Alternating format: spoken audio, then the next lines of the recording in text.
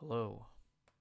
So today we are going to finish up my review of the Clone Wars, which will be the final season, season 7. And I have my retainers in, so I might be a little slurry of my words sometimes, but I think it's pretty good. It'll be fine. But I wanted to talk about what I've been doing in the last week, which is making some shorts, mainly Clone Wars related, but some other ones that are pretty cool. Most of them are originals, but for like these ones, I just took an old video I made and split it up into shorts. Same with my Ode 2 videos that I enjoy. And as you can see, I've gotten just in all these shorts I've made in a week, like what is that? Like 40,000 total views. And I've gotten like 30 subs out of this, I think, which for me is quite good. And it's certainly a lot faster and a lot easier than making real videos. So I'm trying to get to 1,000 subscribers. That way I can be monetized. But of course, it's not about the money, it's about sending a message. And no, I'm just really doing it just for the achievement. Um, but it would be nice to get a little bit of money out of this. Um, But yeah, I got some cool videos here in my shorts, particularly this one I think is very interesting. It's some hidden symbolism in Attack of the Clones that I don't think I've seen anyone talk about. I do believe I've searched up if people have talked about this, but I found it out on my own, and I don't believe people talk about it, and it's a very clever little Easter egg slash visual imagery. Then I got this video, which is very popular, and some other cool videos. This one, very cool. This one is really, really nice. I recommend you watch this. And of course, I made a full channel video about Indiana Jones references in the Clone Wars. But that was 2 minutes and a half of talking about something I'm not even supposed to talk about. But we're on Clone Wars Season 7, and in my Season 6 review, I believe I said very clearly that I wasn't going to watch or review the middle arc of Season 7, which is, of course, is the worst arc of the entire show. It's the Martez sisters arc, a woke, 4 episode nothing burger of two lesbian, Latino, working class. Did I say lesbian already? They're basically two like brown dykes from a working class background. So it's very very liberal, very amazing in every way, of course. And it's just absolute garbage in terms of the story. But can we just talk about how if these people want to write female characters, do not start out the character looking like this. We do not need any more shaved head lesbian people as like the strong female character. You're basically saying that women aren't strong unless they like emulate men. But you know what? I don't really want to get into that. They're just like garbage characters and uh, really annoying. And the whole arc is basically like pointless up until the last episode. And it was just a really big letdown. But we go on to season 7 proper. The first arc is it's it's generally very good, but it sort of is a thing with the 7th season of this show. To me, I feel is severely overrated. I do think the ending arc is great, but I think the rating being like 9.9, 9.8, 9.7 is absurd. Likewise, I do think this is pretty overrated. And I don't say that because it's not a good arc. I say that because in general, it's sort of lots of like plot contrivances or just really basic exposition-y dialogue of like, we gotta go do this and we gotta go do that, and we're gonna uncover this story event and that story event, and it kind of sets it up all in a unrealistic way. Essentially, like, out of nowhere, Rex knows that Echo's alive, and Echo is like this very minor character from like, he like died supposedly in season 4, but like Dave Filoni wants you to remember this one clone that died at the Citadel, like I don't know how many years ago, like 8 years before this came out. He wants you to just immediately know who he is. And there's all sorts of weird stuff, like Admiral Trench is alive, but he's a lot dumber than he was before. He's sort of just like, you know, this like talks to Count Dooku. Um, Hold on. I think I'm actually mixing that up. I don't know if he talks to Count Dooku in this one. And that comes to my other problem with season 7. It's not that memorable. I honestly don't think it's that memorable. So yeah, they're essentially trying to like come up with this algorithm the droids are using that's beating them on this planet of Anaxis. And the whole premise is flawed. Like, Rex somehow knows Echo's alive just because the droids are performing well in combat. Like, that doesn't make sense. That's not the only conclusion you can make about why the droids are doing well. Anyway, so yeah, you got some good moments here, good action for sure. And then we get to episode 2. I know it comes off that I don't like season 7, but that's not true, okay? I do like season 7. I do think it, at points, is great. I just think people really overrate it, and they also think like Dave Filoni is the Messiah, and I'm here to tell them that is not true.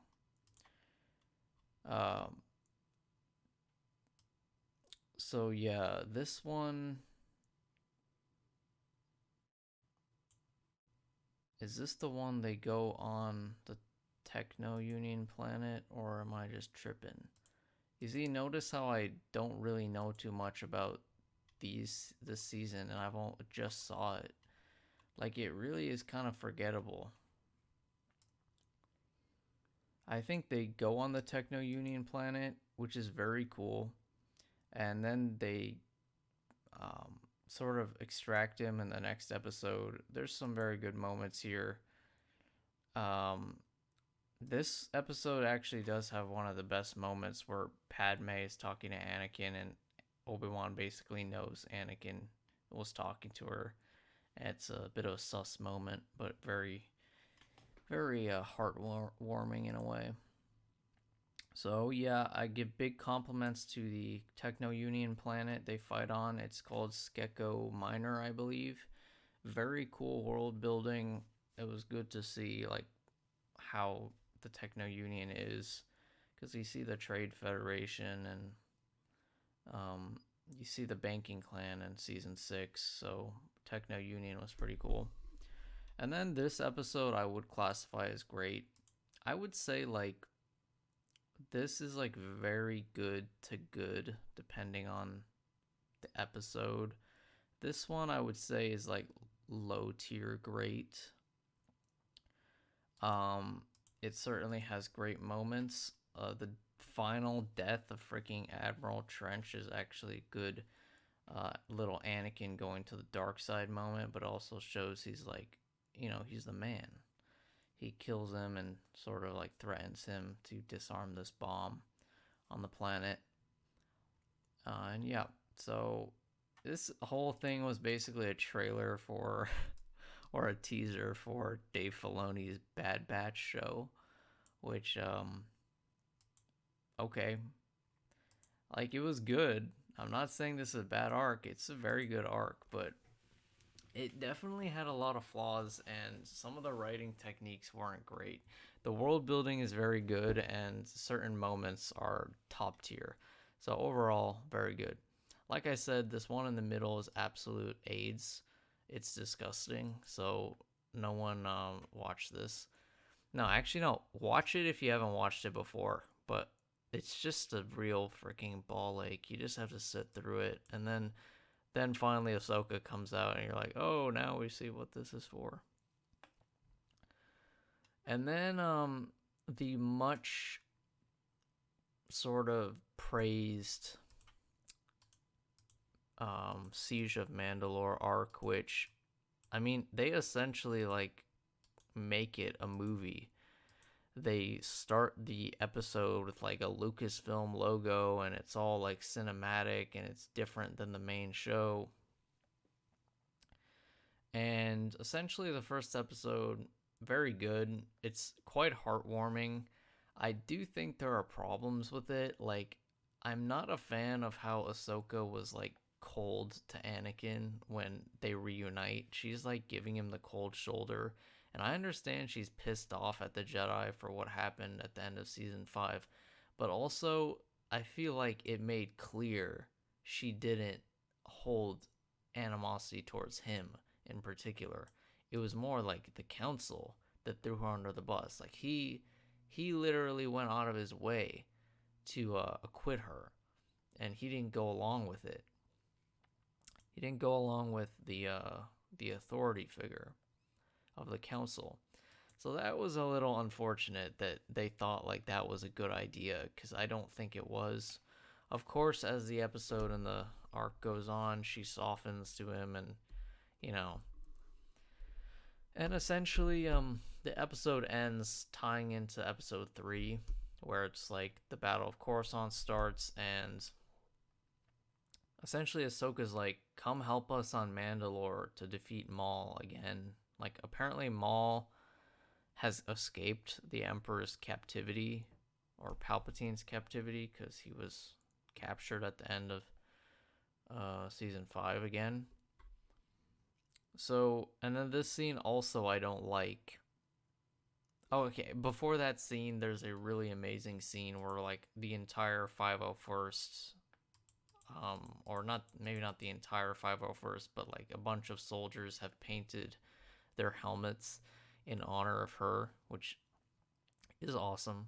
I really like that, because obviously she was a commander, then she was relieved of her duty because she was expelled. So this is like solidarity with your commander.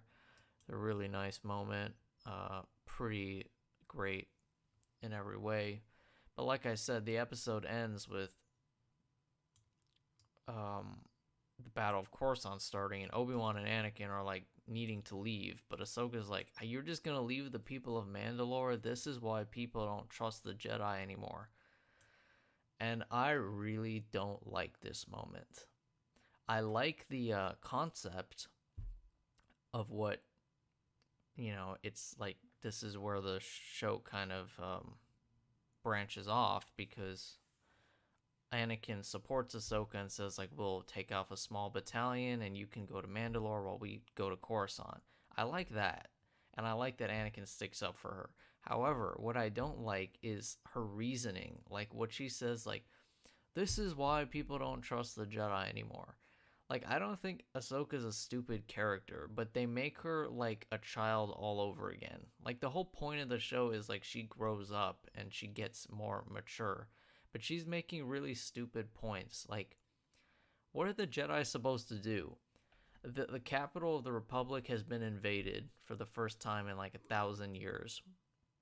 The population of Coruscant is 2 trillion people. The population of like Mandalore is, I think, like 5 million. There are only 10,000 Jedi Knights in the galaxy. There are a limited number of soldiers. What does she want them to do? Like, this is a ridiculous thing to shame the Jedi over. What are they supposed to actually do? Just like say like, okay, we're gonna divide our forces while the capital is getting invaded and risk losing just because, I don't know, Ahsoka's throwing a hissy fit. So I don't know. This is, to me, just did not feel like the Ahsoka we had at the end of season 5, or really any of the Ahsokas other than like season 1 and 2, where she was a bit more immature.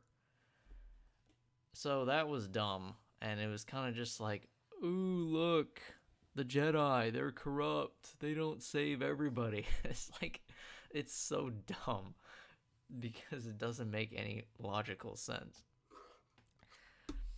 Anyway, overall a great episode, but prevented from being perfect by kind of dumb writing at some points. So this is a cool episode. The name is pretty aura. It's very good in terms of being entertaining and sort of very well made. It's a very good battle. It's a little not memorable once again because it's a lot of like exposition-y dialogue, like, oh, Maul had a dream, and the dream is that Anakin will overthrow the Jedi. And like, once again, cool concept, but also I'm just left thinking that this is all kind of stuff we already know, and it's kind of stuff that doesn't go anywhere in the actual 4-episode arc. It kind of goes somewhere in Rebels where she sees Anakin again, but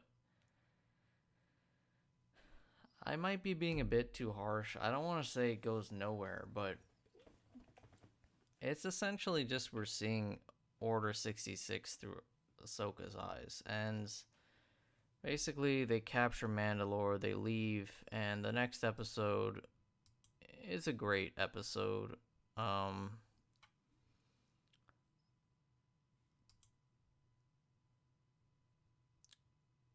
So I think what happens on this one is Order 66 is declared while Maul is in prison, and he turns out to be right, and she has to survive.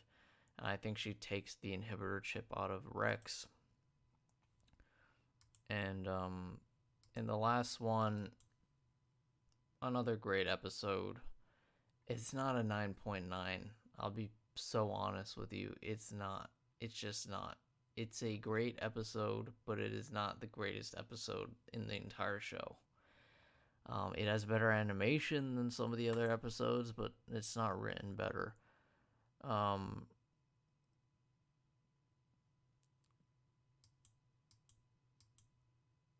This doesn't...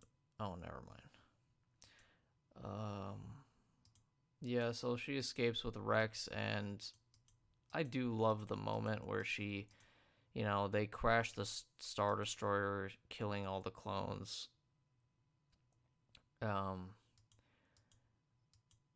And I like that she takes time to bury all of her men, despite the fact they were trying to kill her. So it was a very powerful end, and I do like the final shot that is amazing cinematography, both visually and emotionally. Let's see if it's here. Yeah. Anakin / Darth Vader grabs the lightsaber he gave her in the first episode of the arc and ignites it. Sort of a iconic end to the Clone Wars show. So I know that from this review you might think that I don't like season 7, but this is not true. I do really like it, but I have to be honest when I say that it's very overrated. I also have to be honest that like the writing relies on a lot of contrivances that the original ones didn't. I also have to be honest that it's not as memorable as the original 1 through 6 run. But I also have to be honest that it has some amazing moments that are 100% standouts, like in Distant Echo, where, Obi-Wan basically hints he knows about him and Padme. Great. Um, or the final shot of Victory and Death with Obi-Wan holding the lightsaber. So not Obi-Wan, sorry, Darth Vader holding Ahsoka's lightsaber.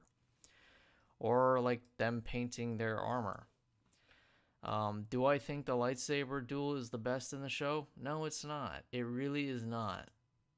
I don't care what people say. It is not better than the duel between Palpatine, Savage Opress, and Darth Maul on Mandalore. It's not. It's not directed as well. It's not as interesting. It's not as variable. It's just people hitting swords together. It's very good, but it's not nearly as good. There's certainly not as much stakes, in my opinion, because Maul's story was kind of like ended by Palpatine in season 5, but Dave Filoni has a problem where he just keeps bringing characters back forever. He just can't.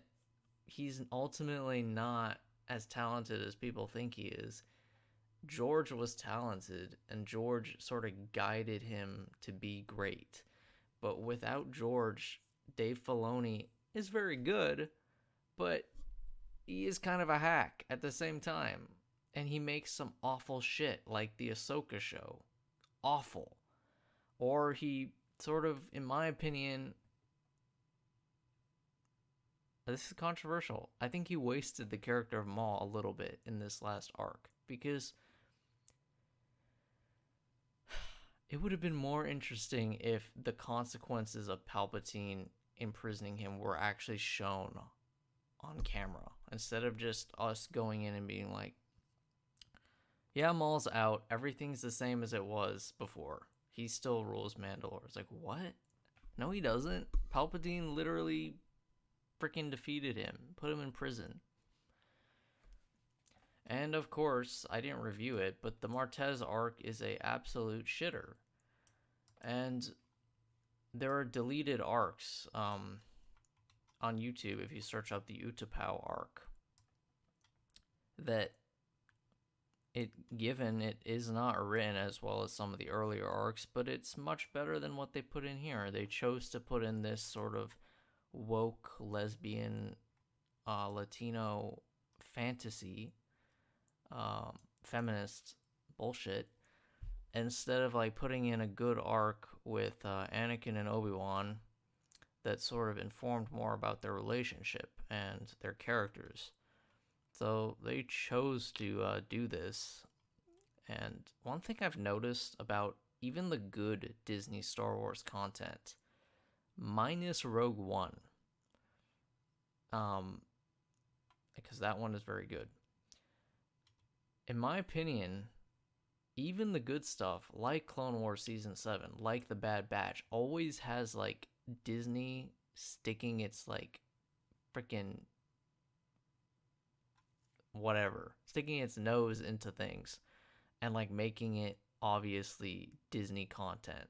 And this is the two lesbians with shaved heads. That's the Walt Disney Company. Or in the Bad Batch show, it's sort of like how the character of Omega is just like this over-idealized female character.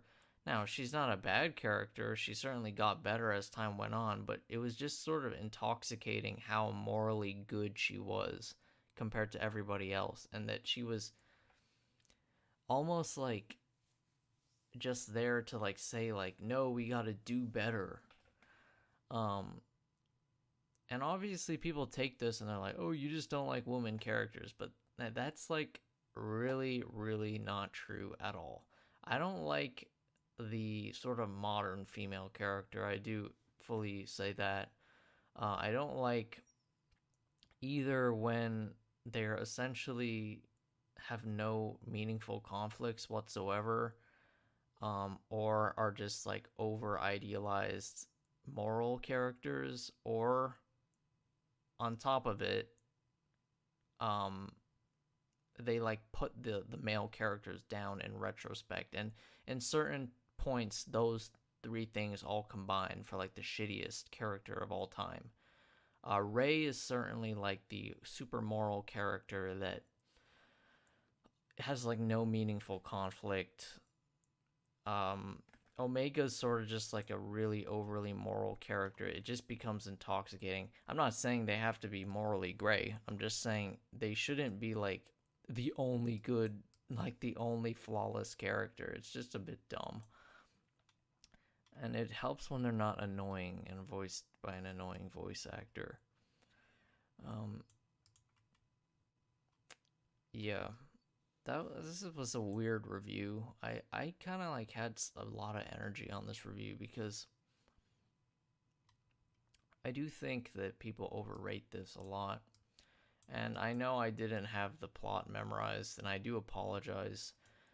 I should have made this right after I watched it. However, it's been probably about a week or so. Um, and yeah, so thank you for watching. That's been Nima, Saucy Boy out.